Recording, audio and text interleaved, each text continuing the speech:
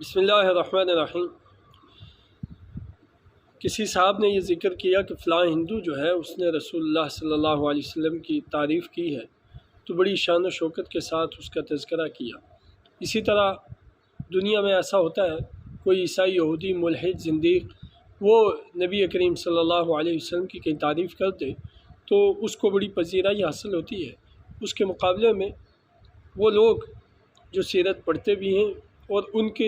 زندگیوں میں سیرت رسول پر اعتماد، یقین، محبت پائی بھی جاتی ہے، ان کو وہ پذیرائی حاصل نہیں ہوتی۔ اور وہ شخص جس کی اپنی زندگی دین متین کے مطابق نہ ہو، وہ اگر دین کی کوئی بات کرے تو لوگ اس کو بہت مقبول اور شعر اور شہرت دیتے ہیں۔ اس کے مقابلے میں جن کی صبح و شام، دن اور رات قرآن اور حدیث پڑھتے، پڑھاتے، سیکھتے، سکھاتے، سمجھاتے اور دعوت دیتے گزرتے ہیں،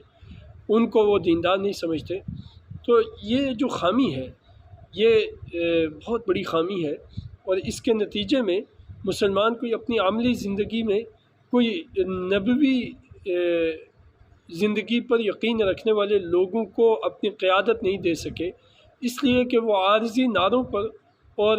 فالوئنگ کے ارادوں سے جو ظاہری دکھاوے کے لیے کام کیے جاتے ہیں وہ انہی کو بہت پذیرائی دیتے ہیں، اور جو حقیقی نمائندہ لوگ ہیں ان کی زندگیوں پر یا ان کی خدمات کا اعتراف نہیں کرتے۔ تو اس کے نتیجے میں امت مسلمہ کو نیک و صالح اور صحیح قیادتیں بھی نہیں ملتی، بلکہ بہروپیہ قیادتیں ملتی ہیں جو نبی کریم صلی اللہ علیہ وسلم کا نامی استعمال کر کے بس اپنی دنیاوی چیزیں چلا کر، اپنی سیاست، اپنی شہرت چلا کر گزر جاتے ہیں، مگر امت کو ان کی قیادت سے کوئی فائدہ حاصل نہیں ہوتا۔ لہٰذا اپنی مخلص قیادتوں سے، جو اسلام کے ساتھ مخلص ہوں، ان کی پیروی کرنی چاہیے اور ان کا اتباع کرنا چاہیے، اور مسلمانوں کو اپنی اس خامی کا ازالہ کرنا چاہیے کہ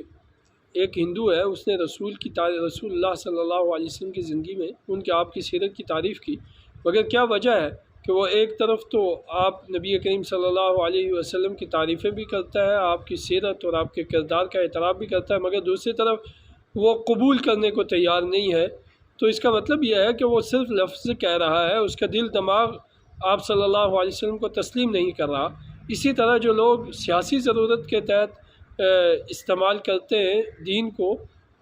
ان کی عملی زندگیوں میں اور کردار میں اگر دین نظر نہیں آتا تو اس کی وجہ بھی یہی ہوتی ہے کہ وہ ذہنی اور دماغی اور دلی طور پر دین کے ساتھ وابستہ نہیں ہوتے۔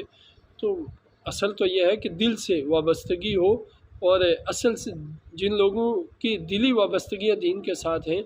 ان کی پیروی کرنی چاہیے اور ان کی خدمات کو سراہنا چاہیے۔ اس سے مسلمان نئی قیادت کی تشکیل میں کامیاب ہو سکتے ہیں۔ اللہ تعالیٰ ہمیں توفیق عمل نصیب فرمائے۔ السلام علیکم۔